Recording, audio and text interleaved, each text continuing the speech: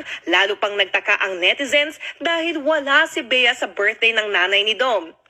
Wala rin si Dom sa family day ni na Bea kamakailan. May post din si Bea kasama ang mga kaibigan niyang sina Dimples Romana at ex-PBB housemate Beatriz Zo na tinawag niyang unpaid therapist niya. At may solo pic naman si Dom sa dagat. Hindi pa kinukumpirma o itinatanggi ng dalawa ang issue at pina-follow pa nila ang isa't isa sa Instagram.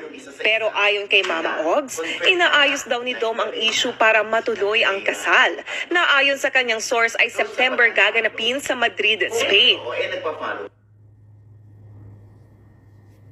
Walay na raw ang engaged couple na sina Bea Alonzo at Dominic Roque ayon sa source ni OG Diaz. Napansin din daw ng netizens na hindi nasuot ni Bea ang kanyang engagement ring.